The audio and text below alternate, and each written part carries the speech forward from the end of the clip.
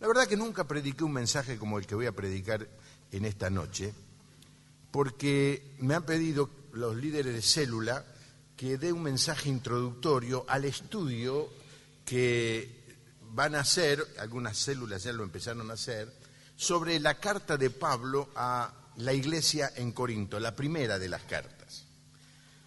Ahora, muchas veces cuando leemos la Biblia, leemos el Nuevo Testamento, nos cuesta entender ciertas cosas porque nos falta conocer algunas verdades que quiero yo tratar de recordar hoy y conocer más acerca de los personajes. Antes de leer una carta de la Biblia, uno se debería preguntar, lo que pasa es que nosotros nos largamos y las leemos sin análisis previo.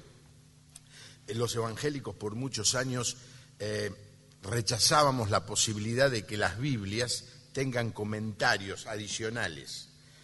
Gracias a Dios, esto se ha superado un poquito y ahora hay Biblias con comentarios adicionales. Me regalaron los otros días una Biblia, la segunda directora en producción editorial de esa Biblia está aquí presente, no le voy a señalar porque se va a enojar, pero es una Biblia y ella me decía que los comentarios son más que el texto bíblico ahora. Y son buenísimos porque uno puede leer y entender un poco más. Entonces los hermanos van a juntarse en las células y van a estudiar esta carta, 1 Corintios, y yo quiero entonces hacer la presentación. Por eso no es un sermón típico, pero espero que les motive a los que van a la célula a no faltar y a estudiar con más sabiduría, a los que no van, morderse los labios y decir, ¿por qué no voy? ¿Por qué soy tan rebelde? ¿Por qué soy tan obstinado? ¿Por qué soy tan desobediente?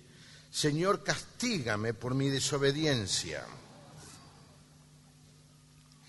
Si no vas a una célula, al final te vas a poder anotar en alguna. Espero que estén los hermanos anotando. La mañana cuando terminó, vino mi hermana y me dijo, mira, me presentó un chico, me pareció con problemas que la ayuda a ella en el ministerio que tiene acá frente a la cárcel. Y dice, este chico no entendió nada, pero lo único que supo, me dijo, yo quiero estar en una célula. Bueno, gracias a Dios, gracias a Dios. Así que vamos a la introducción. Agárrense fuerte porque voy a ir muy ligero, ¿está bien? No busquen en la Biblia, lean. Si pueden, tomen apuntes. Vamos a estudiar el libro de 1 Corintios. Así que leo los primeros 3 versículos que son la introducción. Pablo, llamado por la voluntad de Dios a ser apóstol en Cristo Jesús, saluda, junto con el hermano Sóstenes, a los que forman la iglesia de Dios que está en Corinto, que es en Cristo Jesús, que en Cristo Jesús fueron santificados y llamados a formar su pueblo santo, junto con todos los que en todas partes invocan el nombre de nuestro Señor Jesucristo, Señor nuestro y del pueblo santo. Que Dios, nuestro Padre y el Señor Jesucristo derrame sobre ustedes su gracia y paz. Las cartas comenzaban siempre con el nombre del que escribía, no como las nuestras que empiezan al revés. Ponemos la persona querida, a ver, yo voy a decir, querida Noemí. Me estoy acordando, no escribo nunca una carta, estoy pensando en el ejército. Cuando dice el servicio militar, le ponía, mi amada Noemí. Y al final de todo, ella por la duda leía, ¿quién me la escribe? Pablo. Los griegos hacían al revés, empezaban Pablo, yo digo quién escribe. Luego se presenta, dice quién es, luego los destinatarios y por último el saludo de versículo 3. Así que si uno quiere hacer una introducción tiene que empezar con la primera palabra. La primera palabra es Pablo. La verdad que es un personaje tan extraordinario que podría llevar horas. Siempre lo mencionamos, siempre estamos hablando de sus escritos, pero rara vez nos tomamos el trabajo de estudiar quién es el apóstol Pablo. De hecho, no siempre fue su nombre Pablo, su nombre de civil, digamos, antes de convertirse era Saulo. ¿Por qué? Porque su padre era judío y le puso el nombre del rey, Saúl, y en griego terminó siendo Saulo.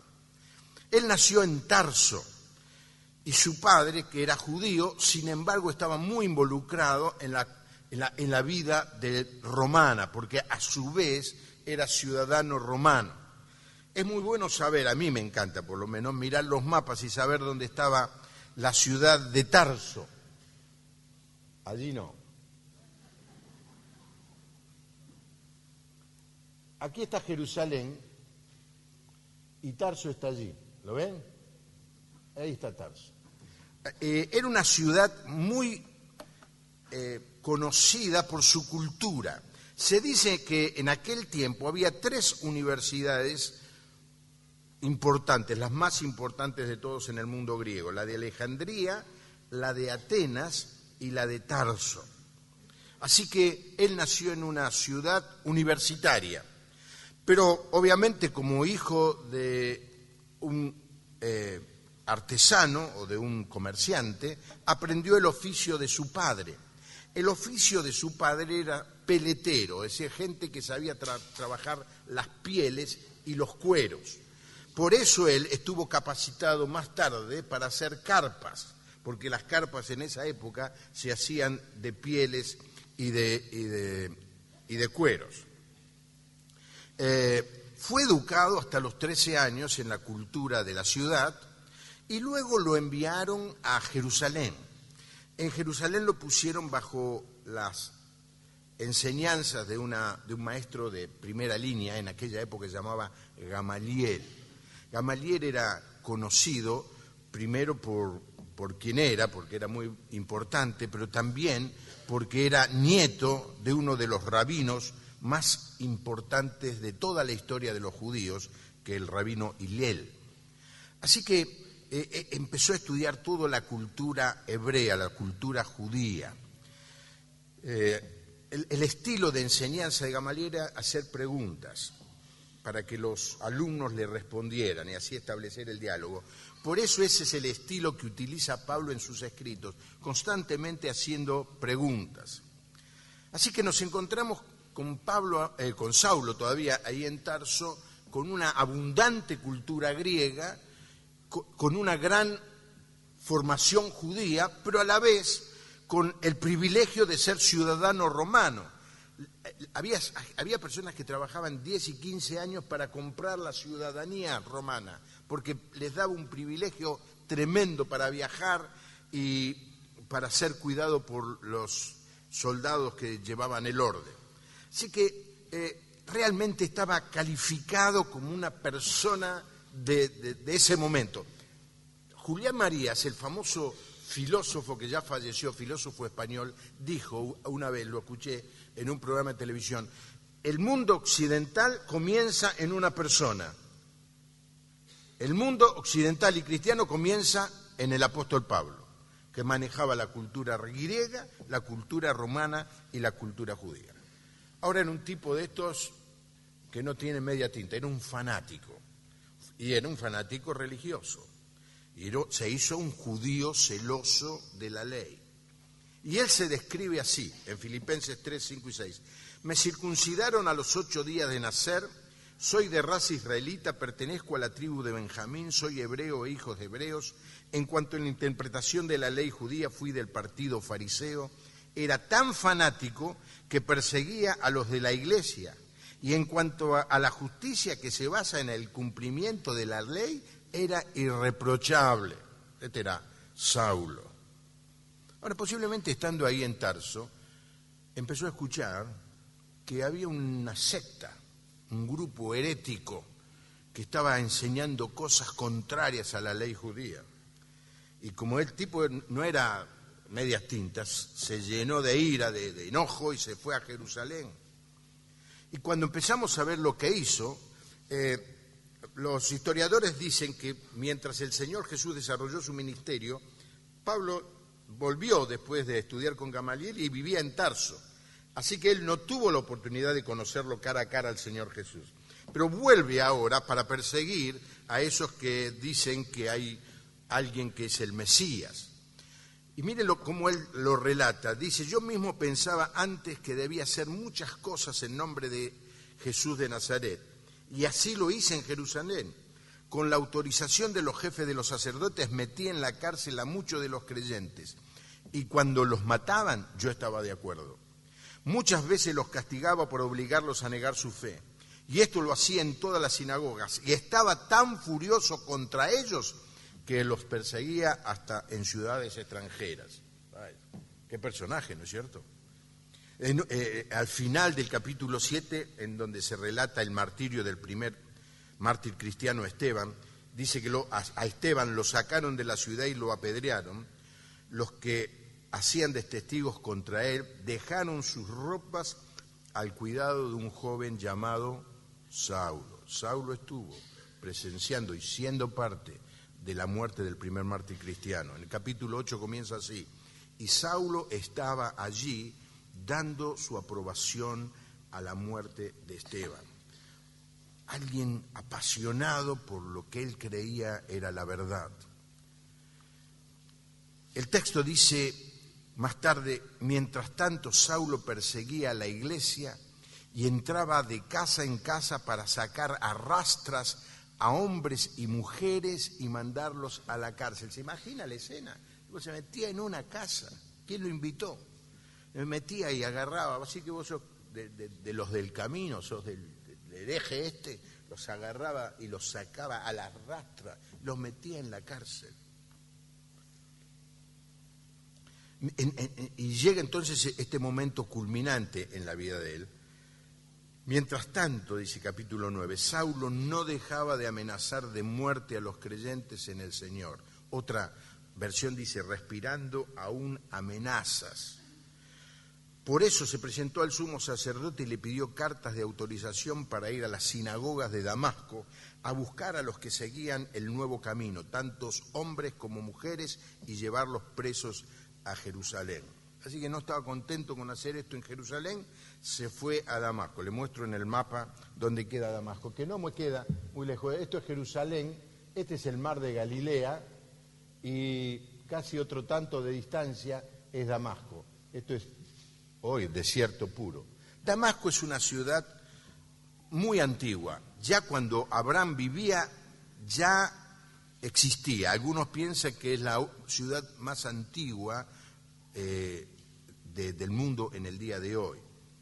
Así que sale él con la bronca esa, va con un grupo de tipos con él a caballo, pero cuando ya se encontraba cerca de la ciudad de Damasco, una luz que venía del cielo brilló de repente a su alrededor. Ahora, esto es interesante, porque él en Hechos 22 y 26, cuando relata otra vez su testimonio, dice que esto fue al mediodía. Yo no sé si alguna vez alguno de ustedes estuvo al mediodía en el desierto de Arabia, pero les aseguro que al mediodía el sol no se puede aguantar, enceguece.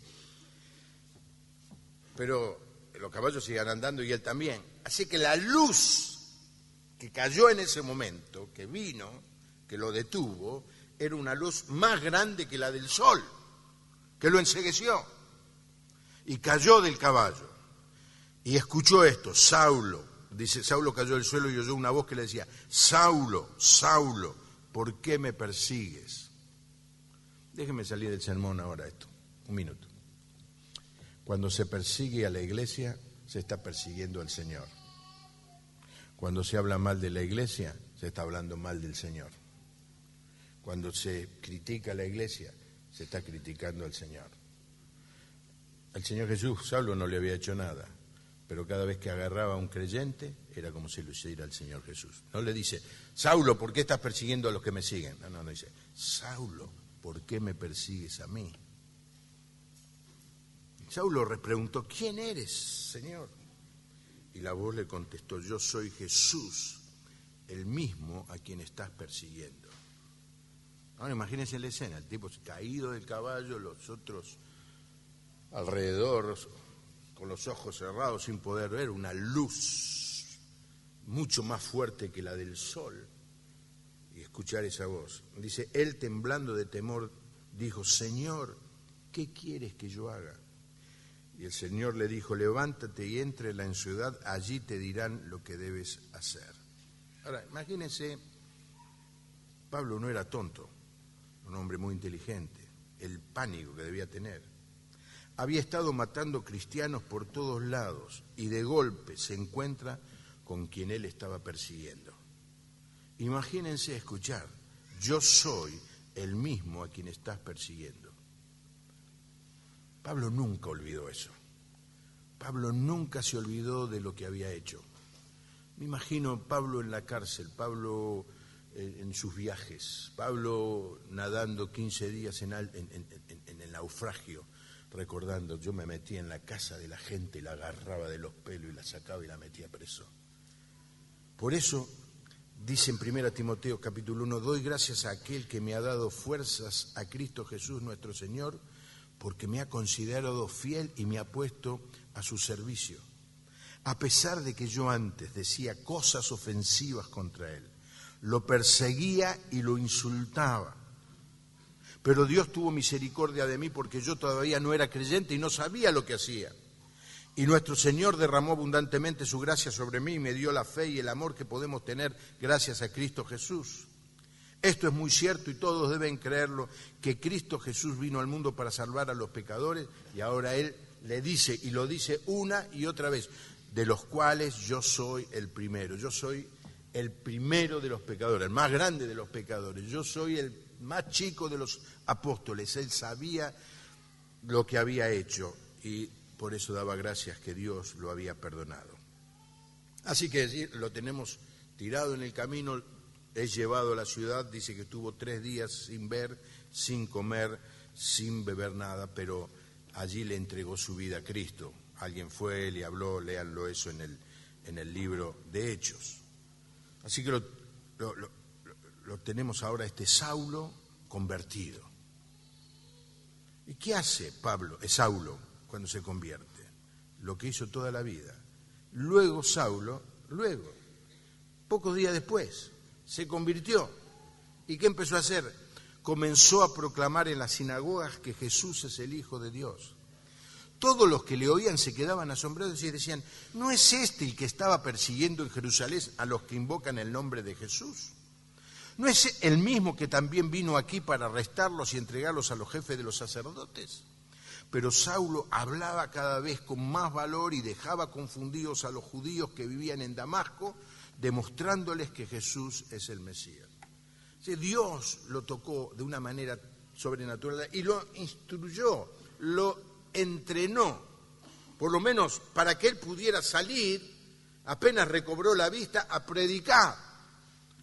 Ahora usted me dice: ¿cómo fue? Si no hizo fiet, no vino al seminario de la iglesia, nada. Dios lo capacitó.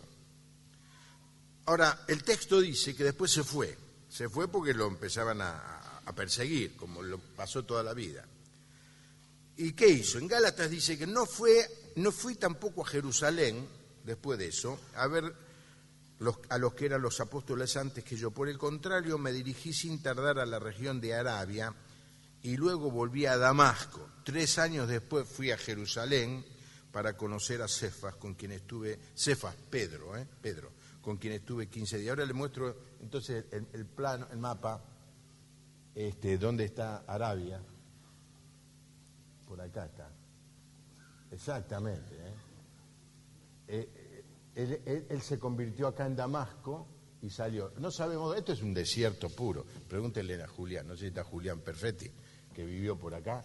Esto es desierto total, pero en algún lugar él fue y aparentemente pasó 3 años y allí fue donde Dios le enseñó, donde tuvo un seminario intensivo donde Dios lo capacitó. Pero él siempre decía en sus cartas: no recibí nada de ningún hombre, ni fui a Jerusalén a ser enseñado, no recibí esto de los apóstoles, lo recibí directamente del Señor. Y esto es muy importante porque lo califica a ser un apóstol. Cuando se eligió a Matías en el capítulo 1 de Hechos para reemplazar a Judas, se dijo que necesitaba tener 2 características el apóstol. Número 1, haber visto a Jesucristo resucitado. Número 2, haber sido enseñado personalmente por él. Y Pablo cumplía estas dos cosas. Había visto a Cristo resucitado, ¿en dónde? En el camino a Damasco. Y había sido enseñado personalmente por lo menos en estos 3 años que vivió en Arabia. Así que Es muy interesante esto, porque en el día de hoy aparecen por todos lados personajes que se autodenominan apóstoles. Va a venir el apóstol fulano, va a venir el apóstol mengano. Digo, esto es sorprendente que hayan visto a Jesús resucitado, uno se pregunta. ¿Cuántos años tienen? 1900 y algo tienen que tener. Entonces, ustedes, me dice alguno, pastor, una vez me dijo un hermano, pastor, ¿usted no es apóstol? No, le digo, yo soy sumo pontífice. Así que si ustedes le dicen, ¿usted qué es? Yo soy sumo pontífice. Ya que dan para elegir, agarro el más alto. Entonces, la verdad que ministran más al orgullo, a la vanidad, una muestra de soberbia, el andar haciendo alarde de títulos. El único título al que el creyente debe aspirar es a ser siervo. Y cuando uno es siervo, viene después el texto que dice que somos siervos inútiles, somos, porque solamente hicimos lo que teníamos que hacer. Así que sigo ahora. Los judíos intentaron agarrarlo para matarlo. Al cabo de muchos días, posiblemente esos 3 años, los judíos se pusieron de acuerdo para matar a Saulo. Pero él llegó a saberlo, día y noche lo esperaba en las puertas de salida de la ciudad para matarlo, pero sus discípulos lo pusieron en un gran canasto y lo bajaron de noche por la muralla que rodeaba la ciudad.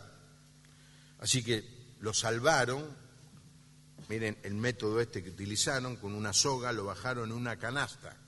Lo cuenta así Pablo: cuando estuve en Damasco, el gobernador que servía al rey Aretas puso guardias a las puertas de la ciudad para que me arrestaran, pero hubo quienes me bajaron en un canasto por una ventana de la muralla de la ciudad y así escapé de sus manos. Así que sale de Damasco después de esos 3 años y ahora sí va a Jerusalén.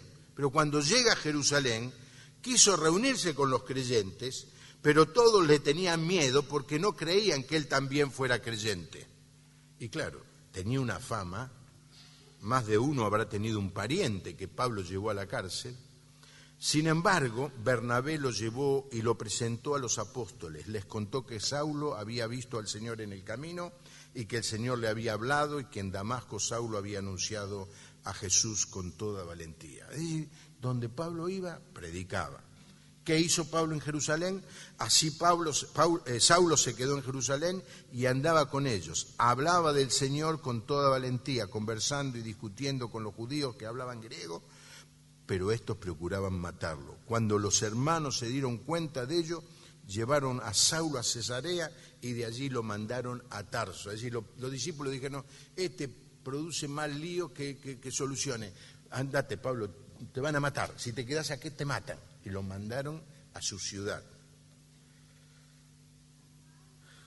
Así que en algún momento llegó Pablo a Tarso otra vez, pero ya era Saulo, perdón, yo me lo confundo porque ustedes saben que es la misma persona. Llegó a Tarso y empezó a predicar, porque es lo único que hacía. Llegó a Damasco, predicaba. Llegó a Jerusalén, predicaba. Llegó a Tarso, ¿qué va a hacer? Predicaba. Y algunos dicen que fundó no una, sino varias iglesias. Al punto que en el capítulo 15 dice que pasó por Siria y Cilicia animando a los hermanos en las iglesias. ¿De qué iglesias? Las que fundó en ese tiempo. Ahora, después de eso, Bernabé lo fue a buscar y lo llevó a trabajar con él como pastor en Antioquía. Así vamos a ver ahora dónde queda Antioquía. Porque Antioquía es una iglesia muy importante en el Nuevo Testamento, porque se llama la iglesia misionera.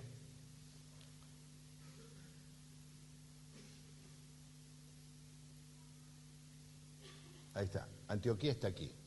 ¿Se acuerdan? Tarso estaba allí, Antioquía está aquí. Es la iglesia misionera por excelencia. ¿Qué pasó allí? En el capítulo 13, en la iglesia que estaba en Antioquía había profetas y maestros. Eran Bernabé, Simón, al que también llamaban el Negro, Lucio de Cirene, Menahem, que se había criado junto con Herodes, que gobernó en Galilea, y Saulo. Un día, mientras estaban celebrando el culto al Señor y ayunando, el Espíritu dijo, sepárenme a Bernabé y a Saulo para el trabajo al cual los he llamado. Entonces, después de orar y ayunar, le impusieron las manos y se despidieron. Y es allí donde comienza una etapa tremenda de la iglesia cristiana, que son los viajes misioneros de Pablo. Vamos a ver la foto. En la mayoría de las Biblias están estos 3 mapas. Pon el primero. Después, ahora. Este es esa foto es el primer viaje misionero. Viene a la isla de Chipre, después llega acá, funda iglesias en todos lados, vuelve, ven que no pasa por acá, vuelve, y este es el primer viaje misionero. Segundo viaje misionero.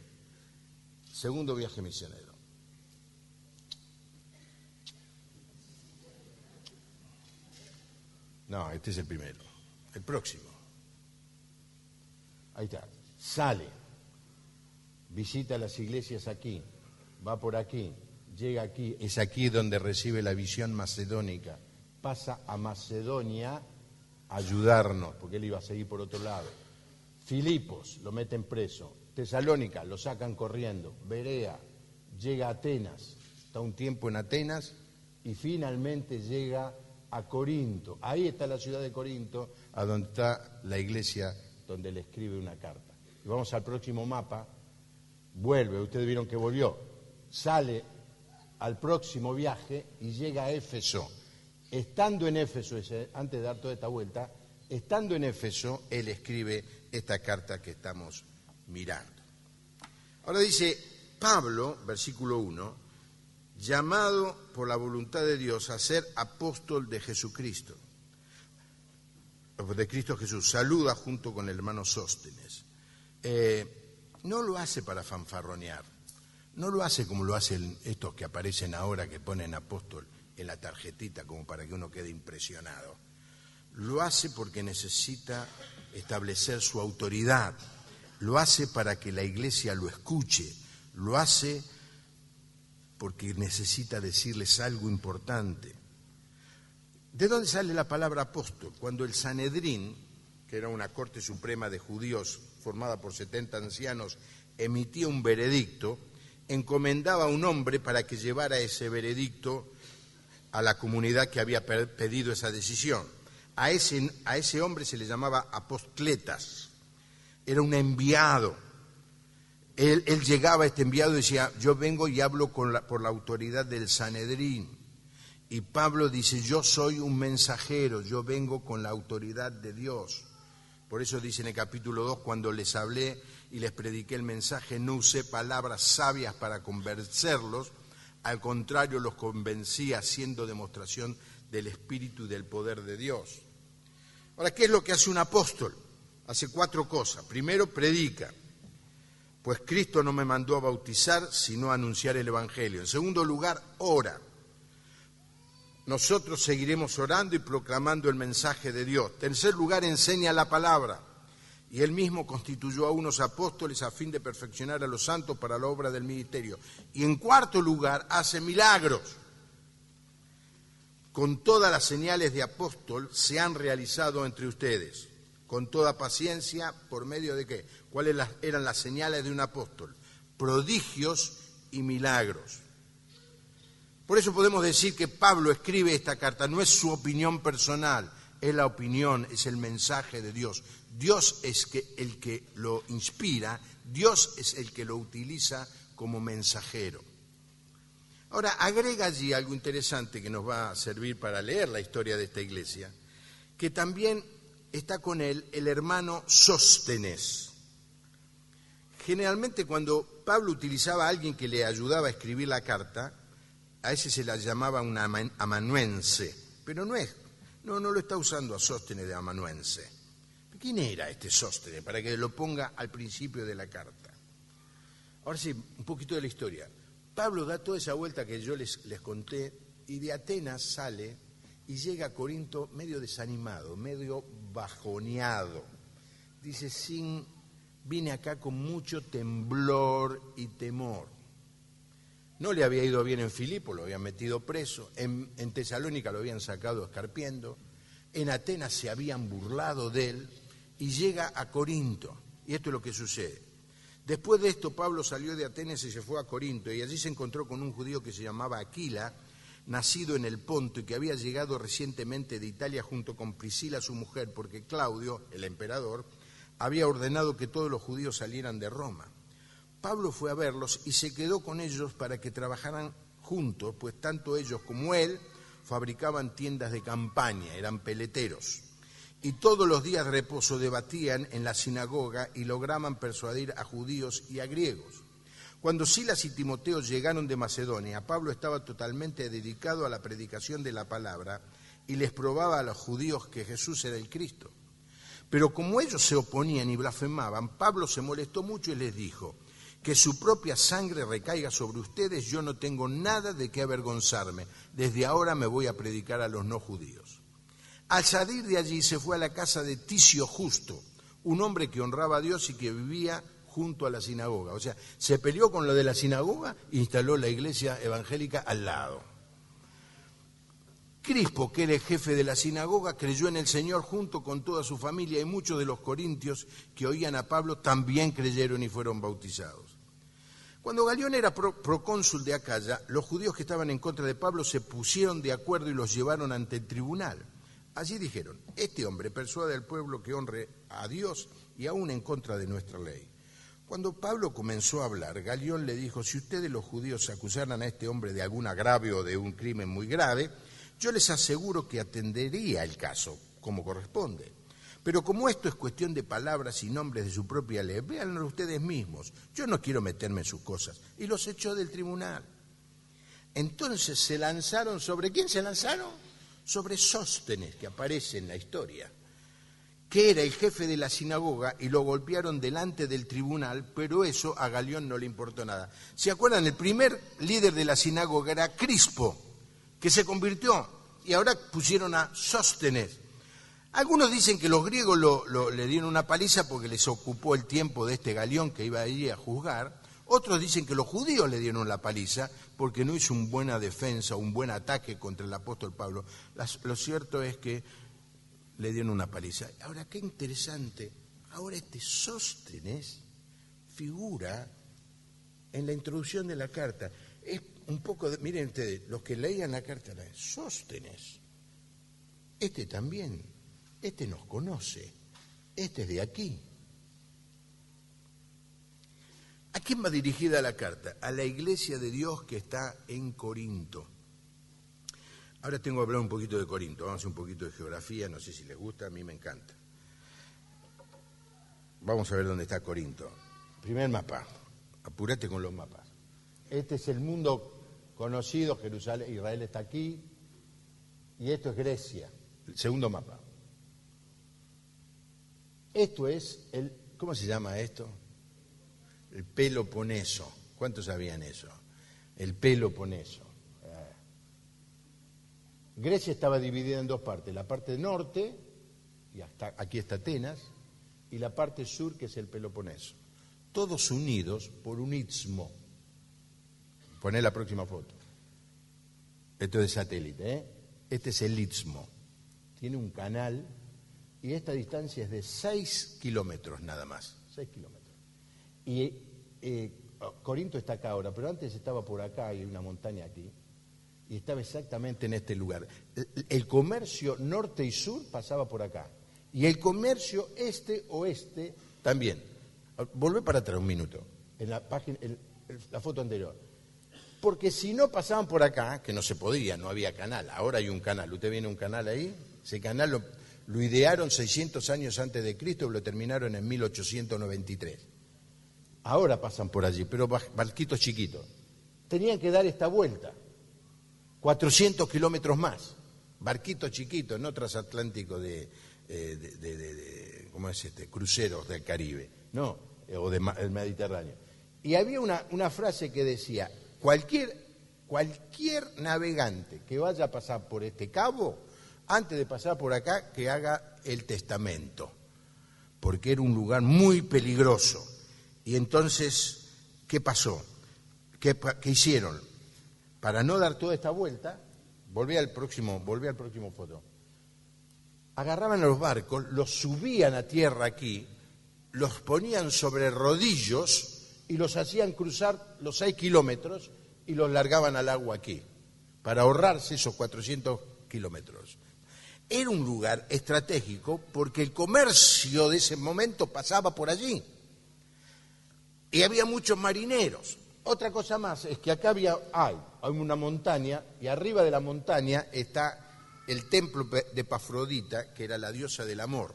Las sacerdotisas eran unas 1000, que de día eran sacerdotas del templo y a la noche bajaban a Corinto y trabajaban de prostituta. Porque era parte de la adoración tener relaciones con una prostituta, estaba todo cerrado, abrochaba todo. Allí llegó, allí llega el Pablo para predicar el mensaje a una ciudad con un estilo de vida, y se empieza a convertir la gente, Y el estilo de vida lo describe después cuando habla de dónde habían salido los creyentes, a los que les escribe. Capítulo 6, ¿acaso no saben que los injustos no heredarán el reino de Dios? No se equivoquen, ni los fornicarios, ni los idólatras, ni los adúlteros, ni los afeminados, ni los que se acuestan con hombres, ni los ladrones, ni los avaros, ni los borrachos, ni los mal hablados, ni los estafadores heredarán el reino de Dios. Y eso eran algunos de ustedes. Miren qué linda la iglesia esta. Había fornicarios, idólatras. No sé, yo era no sé, dirían los testimonios, sería impresionante la reunión de testimonios de esta iglesia. Eso eran algunos de ustedes, pero ya han sido lavados, ya han sido santificados, ya han sido justificados en el nombre del Señor y por el Espíritu de nuestro Dios. Así que el ambiente era un ambiente de mucho pecado, al punto que la palabra corientizar era sinónimo de inmoralidad, de glotonería, sinónimo de borrachera, sinónimo de lujuria. Pablo llega allí y funda la iglesia. Los versículos que no leí de ese capítulo son estos. Una noche, mientras Pablo dormía, el Señor le dijo en una visión: no temas, habla y no calles, porque yo estoy contigo. Nadie podrá hacerte daño, porque en esta ciudad cuento con mucho pueblo. Pablo se quedó allí 1 año y 6 meses, 1 año y medio, y les enseñaba la palabra de Dios. Versículo 18, Pablo se quedó allí muchos días, pero después se despidió de los hermanos y se embarcó a Siria. Con él se fueron Priscila y Aquila. Y así es como comenzó la iglesia. Pablo, 1 año y medio trabajando de peletero, predicando el evangelio, levantó la iglesia en esa comunidad de gente muy, pero muy pecadora. Ahora, después del viaje, como le mostré en los mapas, él escucha que hay muchos problemas en la iglesia. Mire, si había algún pecado por conocer, los de Corinto ya lo habían conocido. Los tenían todas, no le erraron a ninguno. Y es aquí el tema, ¿no? Que por eso es tan importante, hermano, que estudies esto en las células, este libro, porque el gran problema era que los de Corinto no se podían despegar de la inmoralidad del mundo, no se podían. Habían sido todo eso que leí, se convertían, eran nuevas personas, pero muchos de ellos seguían cayendo en pecado.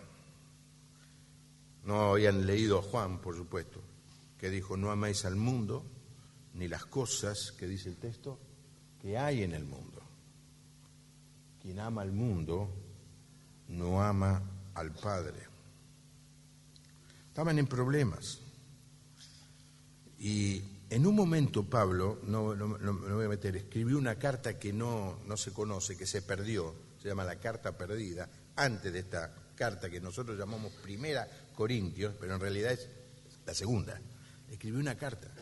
Y allí él les habla que se separen de esos mundanos, avaros, ladrones, idólatras. Y bueno, por supuesto, esos son los del mundo. No, dice. Más bien les escribí que no se junten con los que dicen ser hermanos, pero no está ese texto acá, pero son libertinos, no está Fernando. No se junten con los hermanos que son libertinos, avaros, idólatras, insolentes, borrachos y ladrones. Con esa gente ni siquiera coman juntos. El mundo se había metido en la iglesia. ¿Le suena conocido? ¿Les suena conocido? Las cosas del mundo, las costumbres del mundo, el vocabulario del mundo, el estilo de vida del mundo, las prioridades del mundo.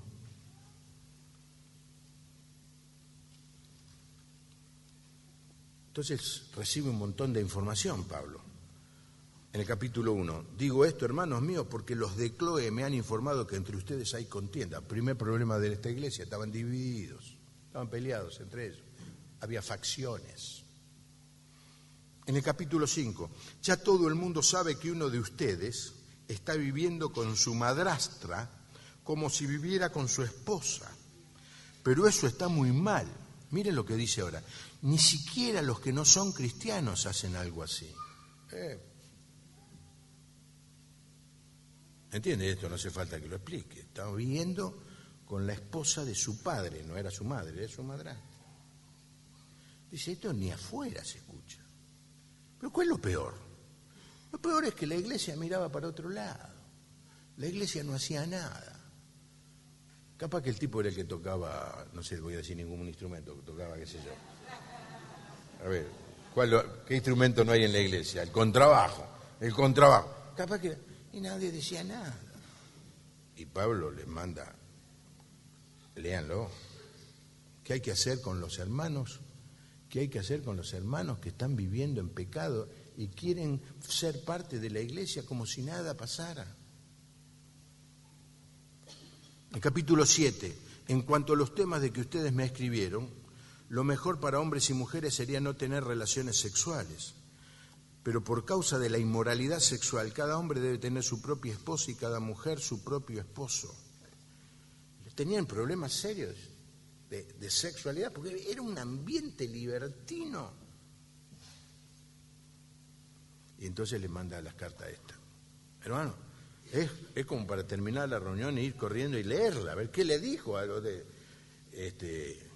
Y le dice muchas cosas interesantes, especialmente los matrimonios, léanlo, el capítulo 6, capítulo 7, sobre las relaciones sexuales en el matrimonio, muy importante. Cualquier cosa que a usted se le ocurre de lío, esta iglesia lo tenía. ¿Saben qué? Gracias a Dios, porque por eso el Señor inspiró a Pablo para que escriba esta carta y ahora nosotros tenemos la respuesta a esas preguntas. ¿Qué hacer? Mandó de cartero a Timoteo. Por eso les he enviado a Timoteo, que es mi hijo amado y fiel en el Señor, el cual les recordará mi modo de ser en Cristo, tal y como lo enseñó en todas partes y en todas las iglesias. Pero Pablo tiene miedo de que no lo reciban bien. Y entonces al terminar la carta dice, si llega Timoteo, asegúrense de que se sienta cómodo entre ustedes, porque él hace la obra del Señor lo mismo que yo. Así que acá tenemos, ¿quién escribe la carta? Pablo. ¿Cómo se presenta como apóstol? ¿A quién pone en la presentación? A Sóstenes. ¿A quién va dirigida la carta? A la iglesia de Dios que está en Corinto, en la ciudad de Corinto. ¿Quién la lleva? ¿Quién la lleva? Timoteo, por lo menos alguno está despierto. Ahora interesante que él dice que le manda esta carta. No sé si está, ahora que dice, próximo texto, a ver. Sí, no es este texto, ahora lo voy a leer A los santos que están en Corinto. Cuando uno lee la carta dice, santos, estos tipos, santos. Una iglesia santa. Nosotros la palabra santo la tenemos media confundida. Nosotros pensamos San Cayetano, San Expedito, San no sé cuánto, ¿no es cierto? Santo nos parece un personaje del medioevo, que la gente se inclina, pero la verdad que no tiene nada que ver.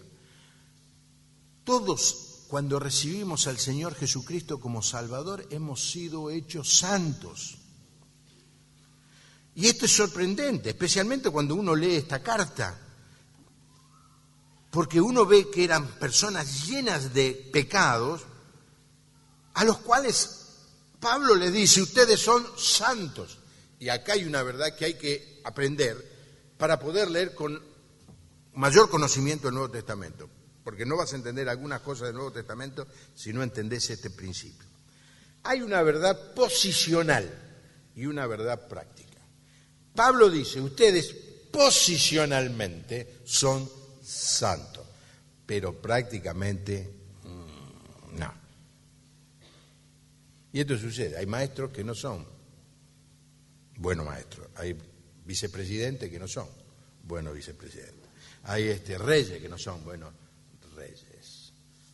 Tenemos el título, pero no lo sostenemos con nuestra conducta. Somos santos. Hermano, uno se pregunta, pero ¿cómo una persona es santo? El Señor nos hace santos cuando lo recibimos a Él como nuestro Salvador y Señor. ¡Qué increíble! ¡Qué obra! Eso es lo que hemos recordado hoy. El Señor viene a nuestra vida cuando le decimos, Señor Jesús, me arrepiento de mis pecados, creo que moriste por mí en la cruz, te entrego mi vida.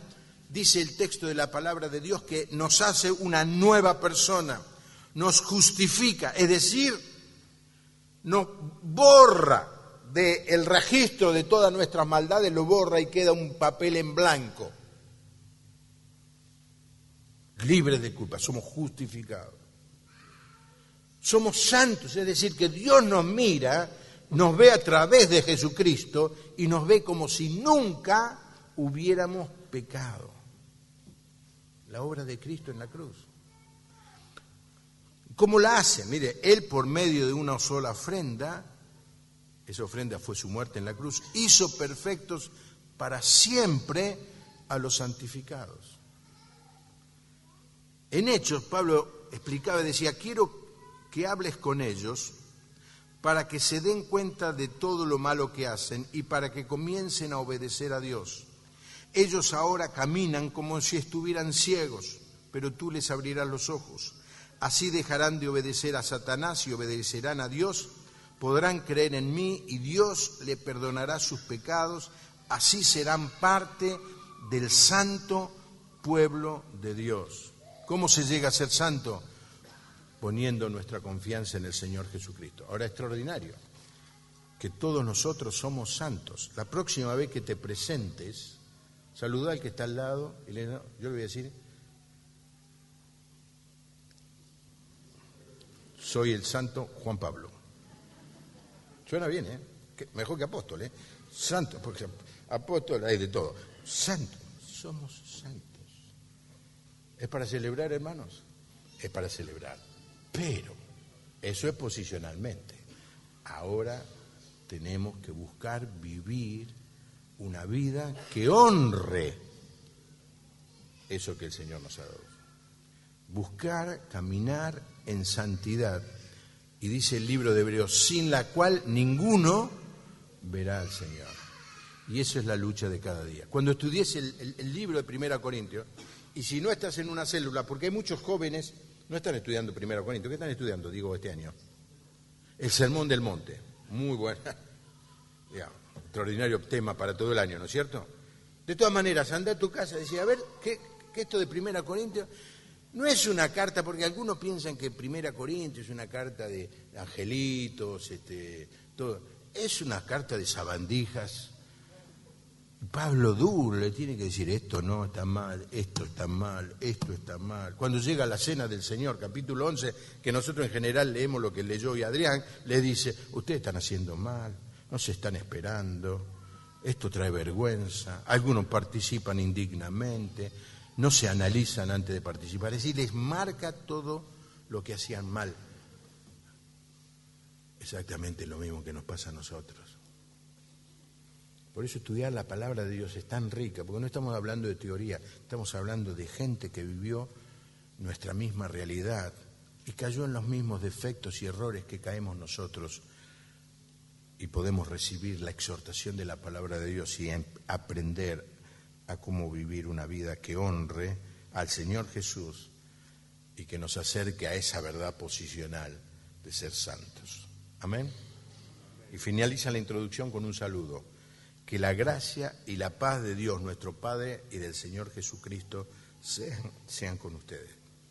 Gracia, esta no es la gracia salvadora. La palabra gracia tiene mucho significado. Esta es la gracia que enriquece, la gracia que alegra, la gracia que bendice. Cuando decimos, este tipo es agraciado, o lo decimos más bien por la negativa, este es un desgraciado.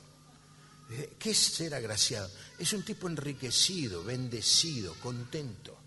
Cuando decimos que la gracia de Dios es que todas las cosas buenas de Dios caigan sobre tu vida, que su prosperidad, que su felicidad, que su sanidad, que su paz, que su gozo caigan sobre tu vida. Esa es gracia del Señor Jesucristo. Hermanos, cuando nos saludamos, nosotros decimos, hola, ¿qué haces? Sí, ¿cómo te va? Che, ¿cómo te...? Pero un buen saludo es gracia y paz. La paz, ¿de dónde sale la paz? La paz es un fruto del Espíritu.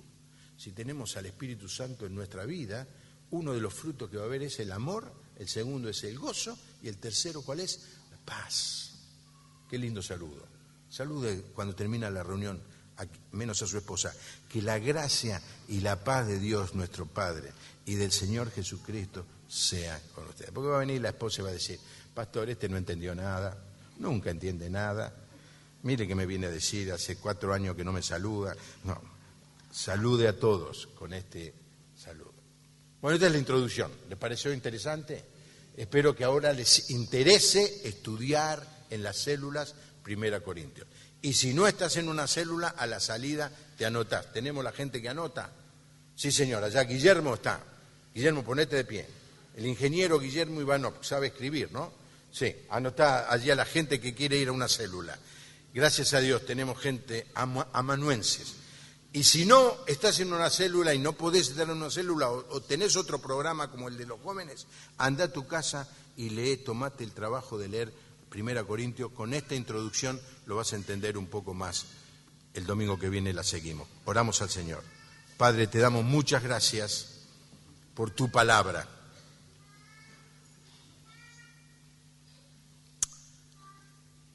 Gracias, Señor, por dejarnos este libro bendito que guía nuestras vidas. Señor, queremos darte gracias por la mente que tú nos has dado. Con la mente podemos estudiar, discernir, analizar, aprender. Pero más que todo, Señor, gracias por el Espíritu Santo, que aplica en nuestra mente tu palabra. Así que te pedimos, Espíritu Santo, utiliza este mensaje y los estudios que los hermanos van a tener en cada célula para que cada creyente aprenda cómo debe vivir la vida cristiana que honre tu nombre. Te pido, Señor, por cada líder de célula, dale capacidad, un don especial para explicar cada una de estas verdades. Te pido, Señor, por los miembros de la célula, para que vayan a cada una de las reuniones con el corazón abierto a aprender de tu palabra. Te pido, Señor, por aquellos que no están en una célula y deberían estar, que en esta noche se puedan anotar. Y te pido, Señor, por aquellos que no pueden estar en ninguna célula, que al volver a su casa y durante esta semana puedan tomar la palabra de Dios y leer esta bendita carta que trae bendición, porque nos dice que somos santos, pero también nos enseña a cómo vivir en santidad. Que el Señor nos bendiga, es nuestro deseo. En el nombre del Señor Jesús. Amén. La gracia del Señor, el amor de Dios, la gracia del Señor Jesucristo, la comunión del Espíritu Santo sea con todos ustedes. Que tengan una buena semana. Gracias.